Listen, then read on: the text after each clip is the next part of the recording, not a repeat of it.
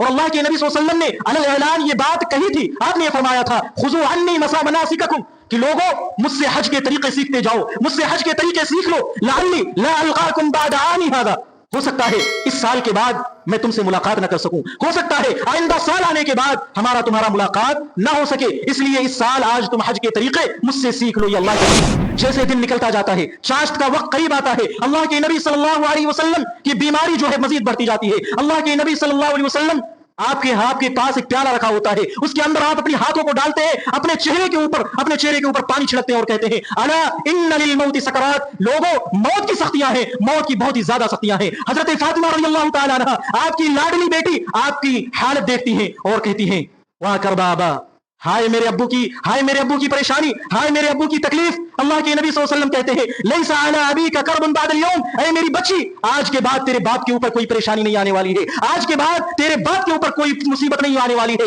آج کے بعد تیرا باپ جو ہے اللہ کی نعمتوں میں ہوگا. میرے بھائیوں یہ وہ وقت تھا جب اللہ کے نبی صلی اللہ علیہ وسلم کی ایسی حالت تھی. اللہ کے نبی صلی اللہ علیہ وسلم اس کے بعد اپنے دونوں ہاتھوں کو آسمان کی طرف اٹھاتے ہیں اور کہتے ہیں, آپ کی زبان سے کلمات ادا ہوتے ہیں لا الہ الا اللہ اللہم فی الرفیق الاعلی, یہ کلمات آپ کی زبان سے ادا ہوتے رہتے ہیں اور آپ کی روح آپ کے جسم مبارک سے نکل جاتی ہے. رب العالمین نے ہمیں قرآن دیا ہے, اللہ رب العالمین نے ہمیں حدیث دیا ہے اور یہ بھی بتایا ہے کہ قرآن کو اگر سمجھنا ہے تو کیسے سمجھنا ہے, اگر حدیث کو ہمیں سمجھنا ہے تو کیسے سمجھنا ہے. ہمیں اللہ رب العالمین نے ایک معیار دیا ہے, ایک آئیڈیل دیا ہے. وہ آئیڈیل کون ہے؟ وہ صحابہ ہیں. اگر ہمیں قرآن سمجھنا ہے تو ویسے ہی سمجھنا پڑے گا جیسے صحابہ نے سمجھا تھا. اگر ہمیں حدیث کو سمجھنا ہے تو ہمیں ویسے ہی سمجھنا پڑے گا جیسے صحابہ کرام نے حدیث کو سمجھا تھا. اللہ رب العالمین نے فرمایا فَإِنْ آمَنُوا بِمِثْلِ مَا آمَنْتُمْ بِهِ فَقَدِ اهْتَدَوْا, اگر لوگ اس طریقے سے ایمان لے کر آئے جس طریقے سے میرے نبی کے صحابہ تم ایمان لے کر آئے ہو فَقَدِ اهْتَدَوْا, تو یہ لوگ ہدایت یافتہ ہوں گے. کیا مطلب؟ اگر ہمارا ایمان ہمارا عمل صحابہ کے ایمان اور صحابہ کے عمل پر نہیں ہے تو ہم ہدایت یافتہ نہیں ہیں, ہم گمراہ ہیں. اگر ہم قرآن کے وہ معانی حدیث کے وہ معانی نہیں لیتے ہیں جو صحابہ نے لیا تھا, ہم اپنی مرضی سے یا اپنے اماموں کے, اپنے عالموں کے, اپنے ملاؤں کے بتائے ہوئے طریقے پر اگر ہم قرآن اور حدیث کو سمجھتے ہیں تو ہم ہدایت پر نہیں ہو سکتے, ہم گمراہی پر ہیں, ہم ہدایت پر کبھی نہیں آ سکتے. گزارتے ہیں ہمارے درمیان بہت سارے اختلافات ہوتے ہیں کسی مسئلے کو سمجھنے میں. ہر انسان اپنا الگ الگ سمجھ رکھتا ہے, میرا سمجھ کچھ اور ہو سکتا ہے, آپ کا سمجھ کچھ اور ہو سکتا ہے. اختلاف ہمارے درمیان پائے جا سکتے ہیں اور یہ اختلاف صحابہ کے درمیان بھی تھا. ایسا نہیں ہے کہ یہ اختلاف صرف آج ہمارے درمیان ہے, لیکن اللہ نے اس کا بھی حل بتایا. فرمایا یا ایھا الذین آمنوا, اے ایمان والو, اطیعوا اللہ واطیعوا الرسول, اللہ کی اطاعت کرو, اس کے رسول کی اطاعت کرو. وَأُولِي الْأَمْرِ مِنْكُمْ, اپنے بادشاہوں کی, اپنے حکمرانوں کی اطاعت کرو. فَإِن تَنَازَعْتُمْ فِي شَيْءٍ فَرُدُّوهُ إِلَى اللَّهِ وَالرَّسُولِ, اگر تمہارے درمیان کوئی اختلاف ہو جائے تو تم اسے لوٹاؤ اللہ کی طرف, اس کے رسول کی طرف. کوئی بھی بات آئے تو تمہیں قرآن کی طرف, حدیث رسول کی طرف تمہیں اس بات کو لوٹانا ہے. اللہ تبارک و تعالیٰ نے اس چیز کو پہلے ہی بتا دیا. اس چیز کو جب ہم اپنے سامنے رکھتے ہیں, اس چیز کو ہم اپنے سامنے رکھ کر اس مہینے کے اندر جو دین کے نام پر بدعات و خرافات کو انجام دیا جاتا ہے, اس دین کے نام پر اس مہینے کے اندر, اس مہینے کی 12 تاریخ کے اندر جو بدعات انجام دی جاتی ہیں, اس کا جائزہ ہمیں لینا ہے کہ وہ کہاں تک صحیح ہے اور کہاں تک غلط ہے. نحمده ونستعينه ونستغفره ونعوذ بالله من شرور أنفسنا ومن سيئات أعمالنا, من يهده الله فلا مضل له ومن يضلله فلا هادي له, وأشهد أن لا إله إلا الله وحده لا شريك له, وأشهد أن محمدا عبده ورسوله أرسله بالحق بشيرا ونذيرا وداعيا إلى الله بإذنه وسراجا منيرا. فأعوذ بالله السميع العليم من الشيطان الرجيم. بسم الله الرحمن الرحيم. يا أيها الذين آمنوا اتقوا الله حق تقاته ولا تموتن إلا وأنتم مسلمون.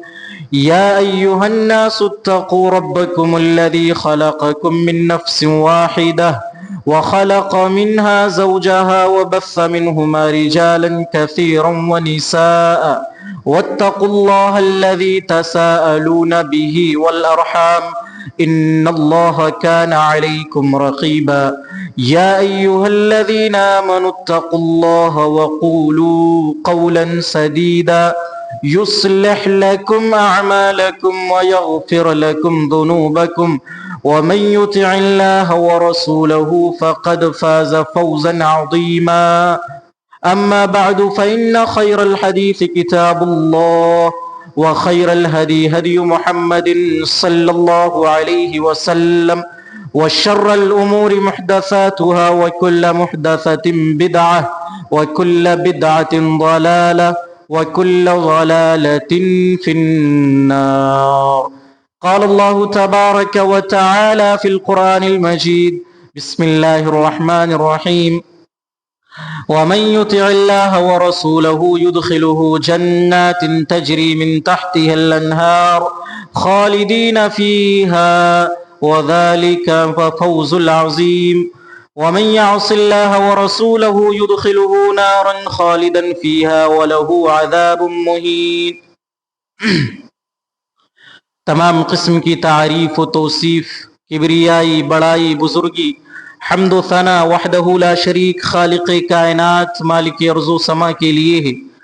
کروڑوں درود و سلام ہو بالعموم تمام انبیاء کرام پر، خصوصاً نبی آخر الزماں جناب محمد الرسول اللہ صلی اللہ علیہ وسلم پر، وہ ذات مبارکہ مقدسہ مطہرہ جنہیں پروردگار عالم نے رحمت للعالمین بنا کر اس دنیا کے اندر مبعوث فرمایا.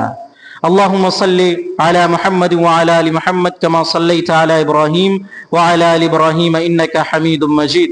اللہم بارک علی محمد وعلی آل محمد کما بارکت علی ابراہیم وعلی آل ابراہیم انکا حمید مجید. محترم بزرگوں، نوجوان ساتھیوں اور خواتین ملت اسلامیہ و عزیز بچوں، آج کے اس خطبہ جمعہ کے اندر جو موضوع خطابت ہے وہ ہے عید میلاد اور اللہ کے نبی صلی اللہ علیہ وسلم کی وفات. ہم اور آپ یہ بات جانتے ہیں کہ ہماری کامیابی اور کامرانی اسی میں ہے کہ ہم اللہ رب العالمین کی اطاعت کریں، اس کے رسول کی اطاعت کریں. ہمیں اگر کامیاب ہونا ہے اس دنیا کے اندر اور دنیا کے بعد آخرت کے اندر بھی، تو ہمیں اللہ اور اس کے رسول کی اطاعت کرنی پڑے گی.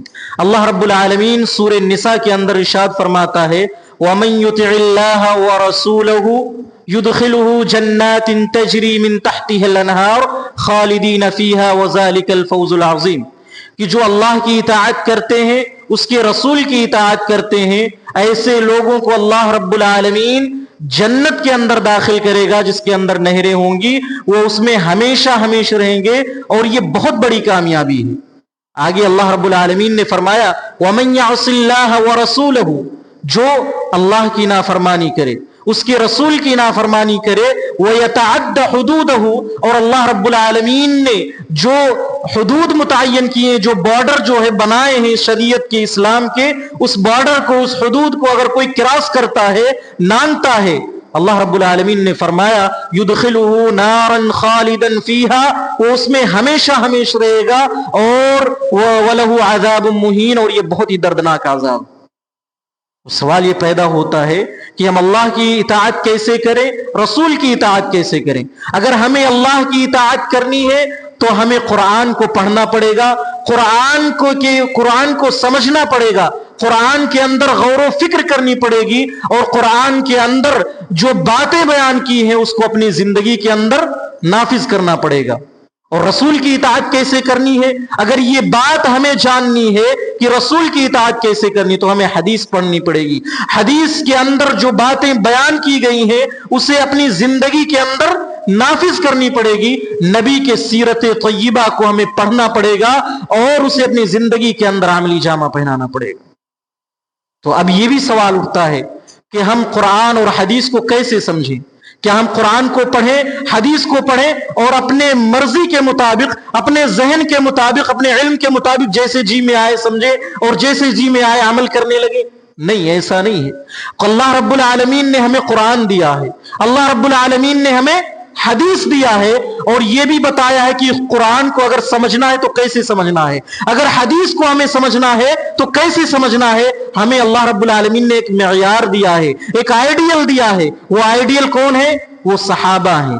اگر ہمیں قرآن سمجھنا ہے تو ویسے ہی سمجھنا پڑے گا جیسے صحابہ نے سمجھا تھا. اگر ہمیں حدیث کو سمجھنا ہے تو ہمیں ویسے ہی سمجھنا پڑے گا جیسے صحابہ کرام نے حدیث کو समझा था। अल्लाह रब्बुल आलमीन ने फरमाया फ़इन आमनू बिमिस्लि मा आमनतुम बिही फ़क़द इह्तदौ, अगर लोग इस तरीके से ईमान लेकर आए जिस तरीके से मेरे नबी के सहाबा तुम ईमान लेकर आए हो, फ़क़द इह्तदौ, तो ये लोग हिदायत याफ्ता होंगे। क्या मतलब? अगर हमारा ईमान, हमारा अमल सहाबा के ईमान और सहाबा के अमल पर नहीं है तो हम हिदायत याफ्ता नहीं है, हम गुमराह हैं। अगर हम कुरान के वो मानी, हदीस के वो मानी नहीं लेते हैं जो सहाबा ने लिया था, हम अपनी मर्जी से या अपने इमामों के, अपने आलिमों के, अपने मुल्लाओं के बताए हुए तरीके पर अगर हम कुरान और हदीस को समझते हैं तो हम हिदायत पर नहीं हो सकते, हम गुमराही पर हैं, हम हिदायत पर कभी नहीं आ सकते।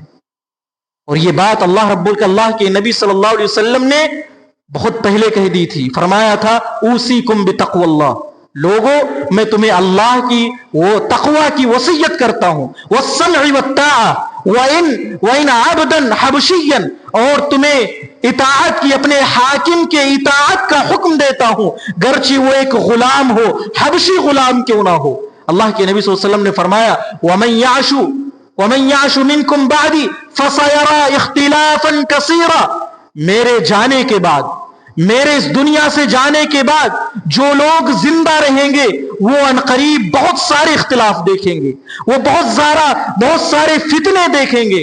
अल्लाह के नबी सल्लल्लाहु अलैहि वसल्लम ने उसका हल बताया, फ़अलैकुम बिसुन्नती व सुन्नति खुलफाइर राशिदीन, जब तुम इख्तिलाफ देखो, जब तुम फितने देखो तो तुम पर जरूरी है कि तुम मेरी सुन्नत को अपनाओ, मेरी सुन्नत को अपनाओ और मेरे खुलफाए राशिदीन की सुन्नत को अपनाओ और उन सहाबा की सुन्नत को अपनाओ जो हिदायत याफ्ता है।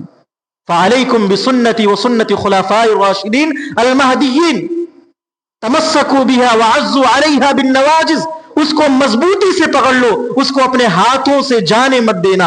आगे फरमाया व इय्याकुम वल मुहदसात, खबरदार दीन के अंदर बिदअत और खुराफात से बचते रहना, दीन के अंदर नई नई चीजों को ईजाद मत करना। फ़इन्न कुल्ल मुहदसतिन बिदअह, क्योंकि हर नई चीज जो दीन के अंदर ईजाद की जाए वो बिदअत है, व कुल्लु बिदअतिन ज़लाला, और हर बिदअत जो है गुमराही है। तो अल्लाह के नबी सल्लल्लाहु अलैहि वसल्लम ने ये चीज बयान की कि तुम्हें मेरी सुन्नत अपनानी है, मेरे सहाबा की सुन्नत अपनानी।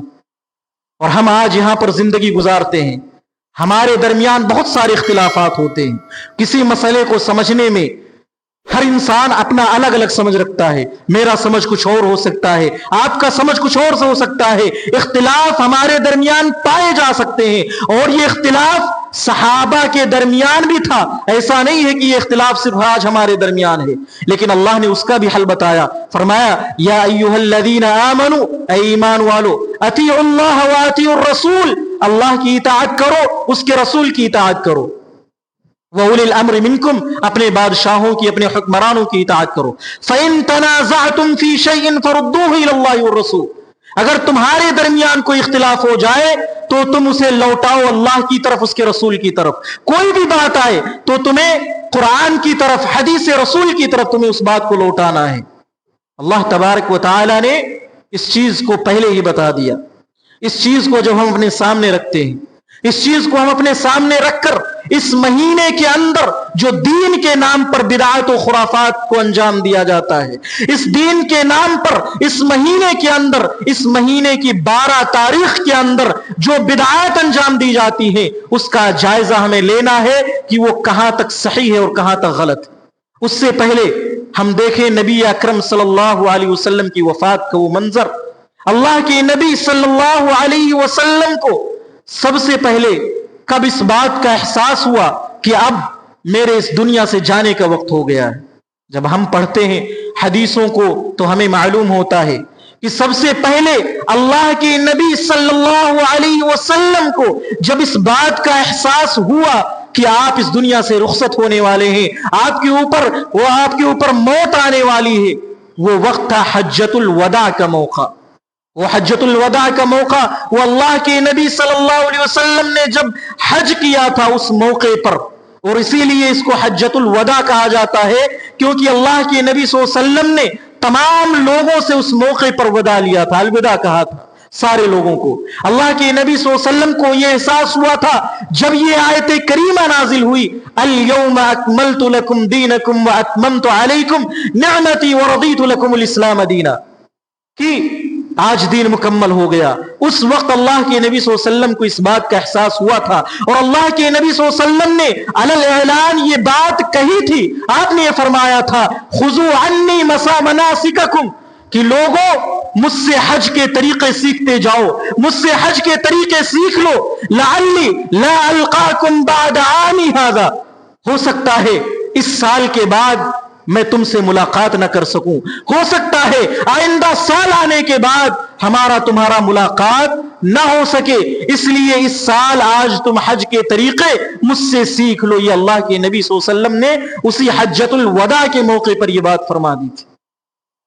اور اس کے بعد اللہ کے نبی صلی اللہ علیہ وسلم سب سے آخری آیت جو نازل ہوئی اللہ کے نبی صلی اللہ علیہ وسلم کے اوپر، وہ آپ کی وفات سے 9 دن پہلے نازل ہوئی. وہ آیت کون سی تھی؟ سورہ بقرہ کی آیت ہے.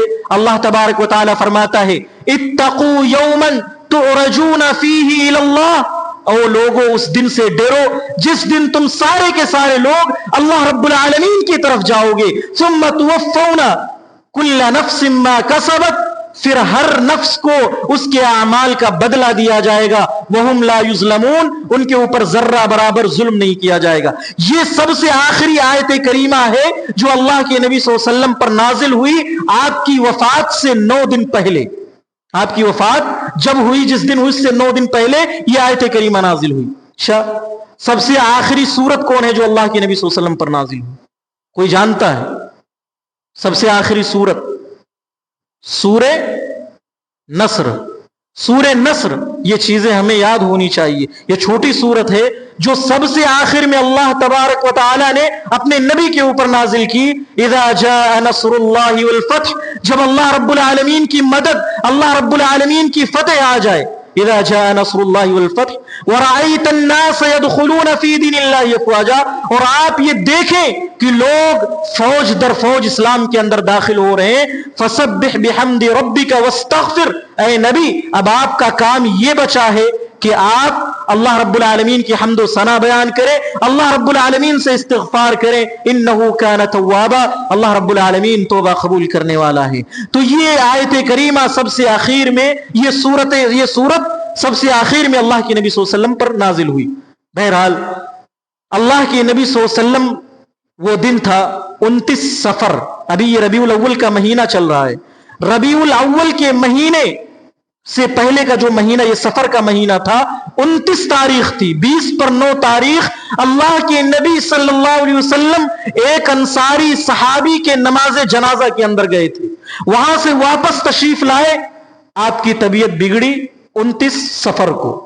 اللہ کے نبی صلی اللہ علیہ وسلم کو اتنا شدید بخار ہوا کہ آپ پر کپڑا بھگو کر، کپڑے میں پانی ڈال کر آپ کے پیشانی پر، آپ کے ماتھے پر رکھا جاتا تھا، اور آپ کے اس کپڑے کے اوپر سے آپ کے بخار کی حرارت اور گرمی محسوس ہو رہی تھی. اتنی سخت اللہ کے نبی صلی اللہ علیہ وسلم کو بخار آئی. اللہ کے نبی صلی اللہ علیہ وسلم اس دن ایک خطبہ ارشاد فرماتے ہیں اور کہتے ہیں کہ اے لوگو، اللہ کے ایک بندے کو اللہ رب العالمین نے یہ رخصت دی ہے، یہ اختیار دیا ہے کہ وہ اگر چاہے تو دنیا کے اندر رہے اور چاہے تو وہ اپنے رب کے پاس، اپنے رب کی نعمتوں میں چلا جائے. تو اس بندے نے اللہ کے پاس جانا اس کو قبول کر لیا، اس کو اختیار کر لیا. حضرت ابو سعید خدری رضی اللہ تعالی عنہ، حدیث کے راوی، صحیح بخاری کی روایت ہے، کہتے ہیں سارے صحابہ کرام موجود تھے، لیکن اس موقع پر ہم نے ایک صحابی کو دیکھا، ایک صحابی رسول کو ہم نے دیکھا، وہ زاروں قطار رونے لگے اور آپ کی زبان سے یہ الفاظ نکلے، فدیناک بآبائنا و امہاتنا، اے اللہ کے رسول ہمارے ماں باپ آپ پر قربان ہوں. وہ صحابی کون تھے؟ ابو بکر صدیق رضی اللہ تعالیٰ عنہ. حضرت ابو سعید خدری رضی اللہ تعالیٰ عنہ کہتے ہیں کہ ہم نے دیکھا اور ہم نے سوچا کہ ان کو کیا ہو گیا، یہ رو کیوں رہے؟ اللہ کے نبی صلی اللہ علیہ وسلم نے تو کوئی ایسی بات نہیں کی ہے، یہ کس وجہ سے رونے لگے؟ وہ کہتے ہیں کہ بعد میں ہمیں پتا چلا کہ اللہ کے نبی صلی اللہ علیہ وسلم یہ جو باتیں کہہ رہے تھے کہ اللہ نے اختیار دیا ہے، یہ دراصل اللہ کے نبی صلی اللہ علیہ وسلم اپنے بارے میں باتیں کر رہے تھے۔ اللہ اکبر! آپ اندازہ لگائیں، دوستی ہو تو ایسی ہو، اگر دوستی کی مثال دنیا کے اندر دی جائے تو ان دونوں ساتھی، ان دونوں دوستوں کی مثال دی جائے گی۔ اللہ کے نبی صلی اللہ علیہ وسلم نے اپنا نام بھی نہیں لیا، کوئی اشارہ بھی نہیں کیا تھا، حضرت ابو بکر صدیق رضی اللہ تعالیٰ عنہ سمجھ گئے کہ اللہ کے نبی صلی اللہ علیہ وسلم اپنے بارے میں بات کر رہے ہیں، اور اس کے بعد وہ رونے لگے۔ یہ 29 تاریخ کی بات۔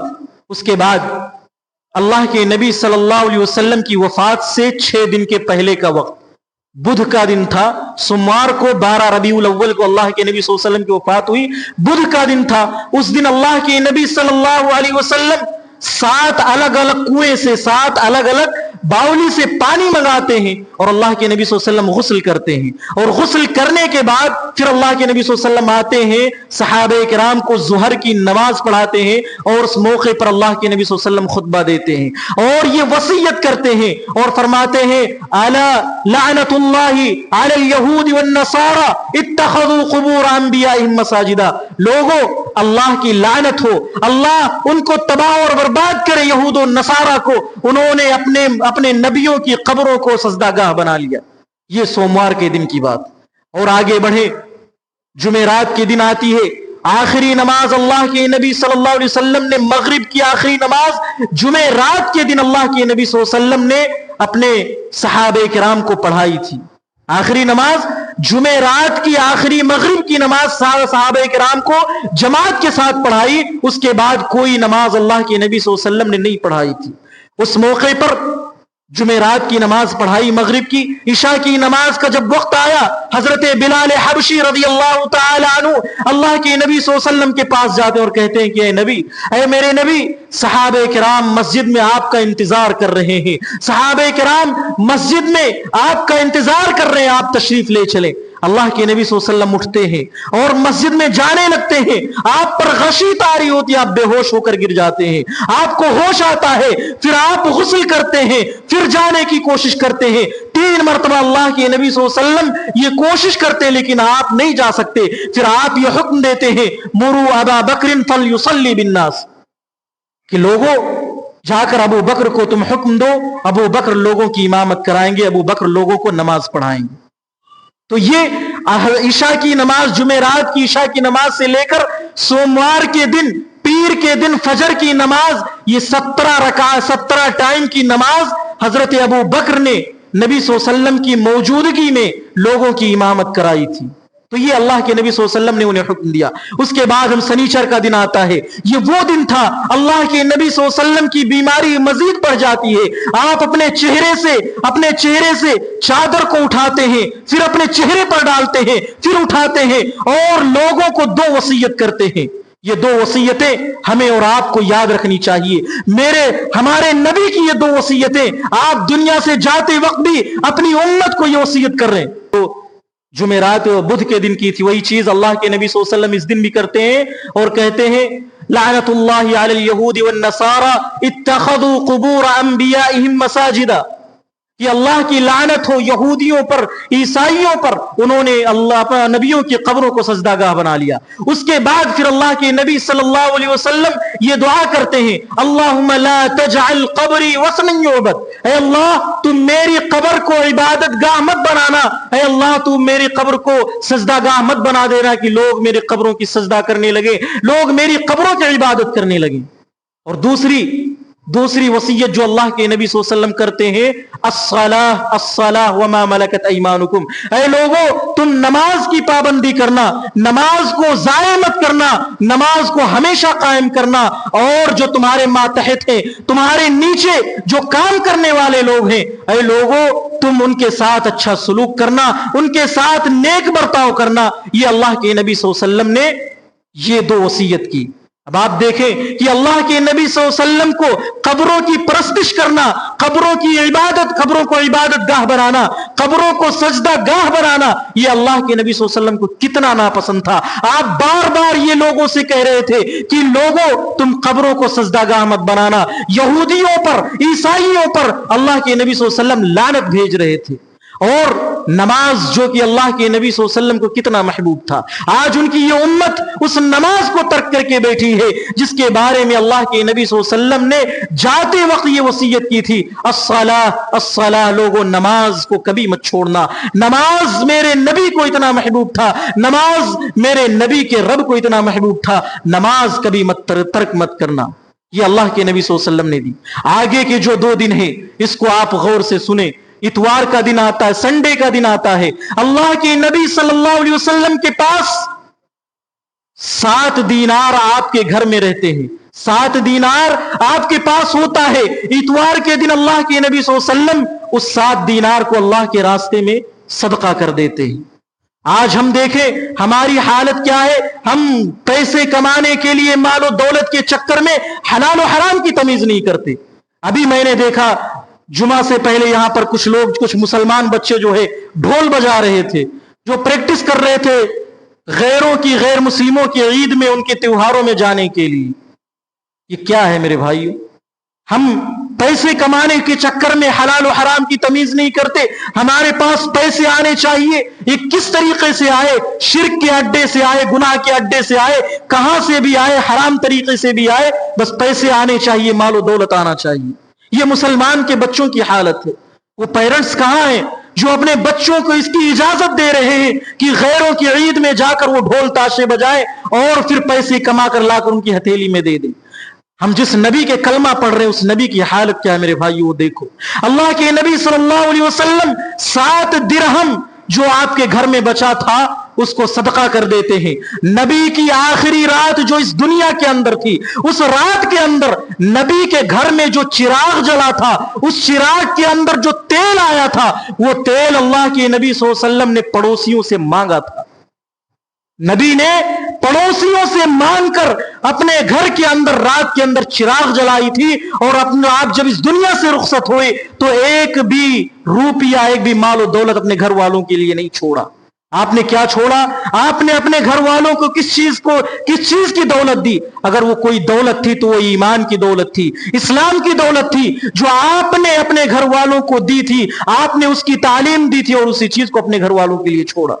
اس کے بعد پھر سنیچر کی سوموار کی رات آتی، سوموار کا دن آتا ہے، فجر کی نماز کا وقت ہوتا ہے۔ اللہ کے نبی صلی اللہ علیہ وسلم فجر کی نماز کے وقت اپنے کمرے کا دروازہ کھولتے ہیں، پردہ ہٹاتے ہیں، اور اس کے بعد صحابہ کرام کو دیکھ کر مسکراتے ہیں۔ اس کے بعد اللہ کے نبی صلی اللہ علیہ وسلم اندر چلے جاتے ہیں، اور پھر آپ کے اوپر بیماری جو ہے شدید بڑھنے لگتی ہے۔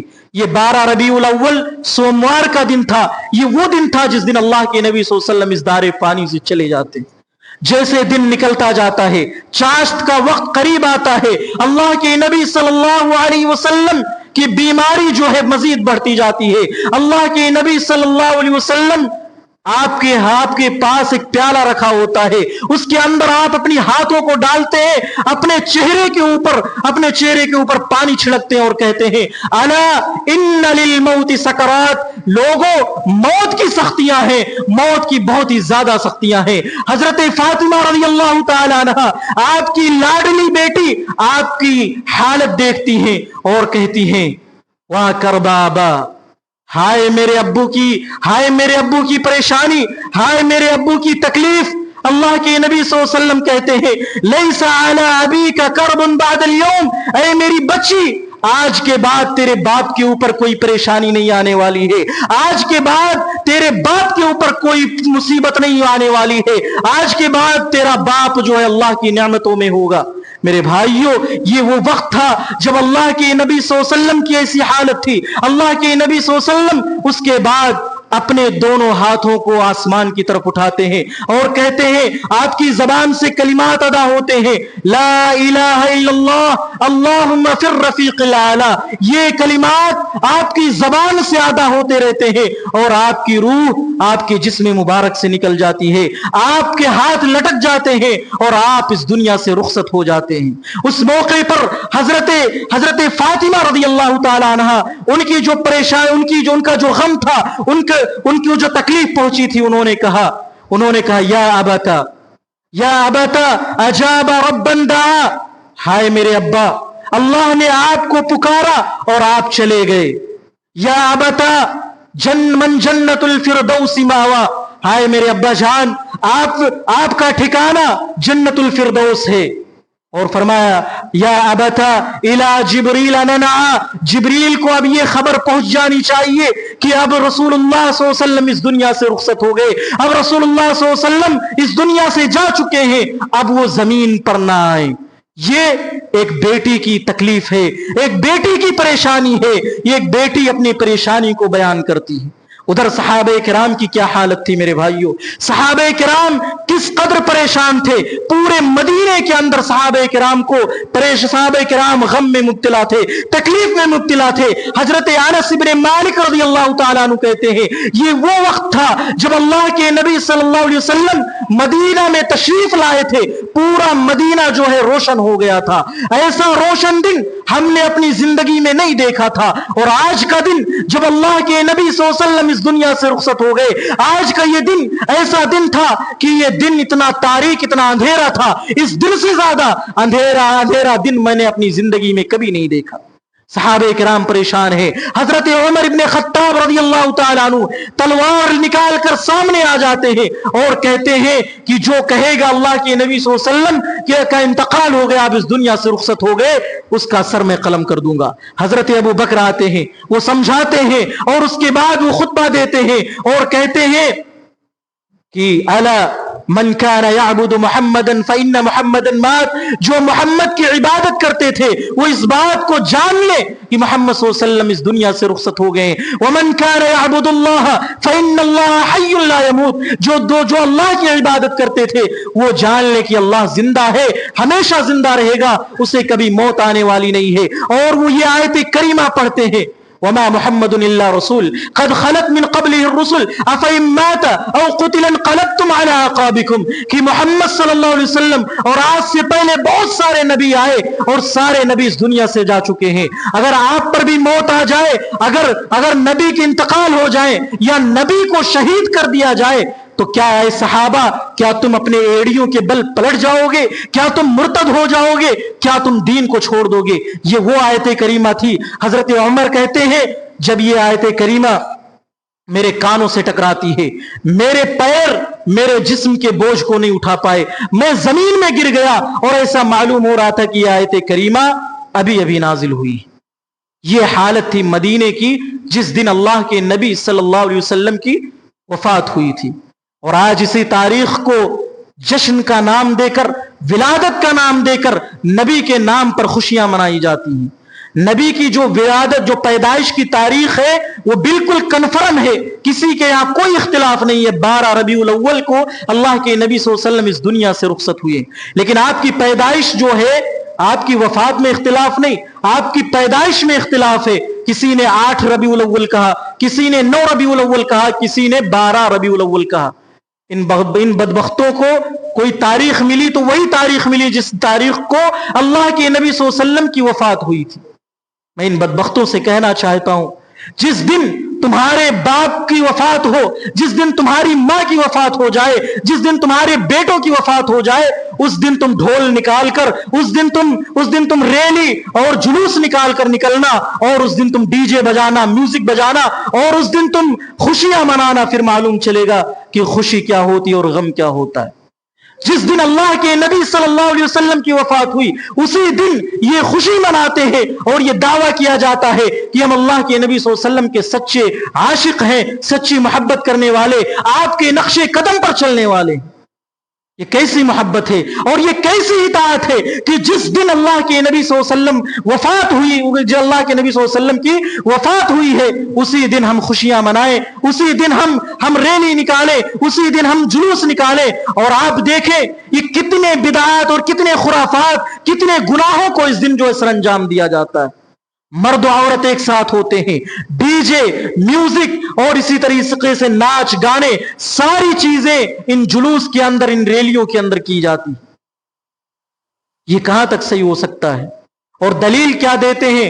اور دلیل سورہ یونس کی آیت کریمہ پڑھتے ہیں اور کہتے ہیں قل بفضل اللہ وبرحمتہ فبذلک فلیفرحوا۔ اللہ رب العالمین نے فرمایا کہ اللہ رب العالمین کی جو رحمت ہے، اس کا جو فضل جو اللہ رب العالمین نے تمہیں دیا ہے، اس رحمت پر خوشی مناؤ۔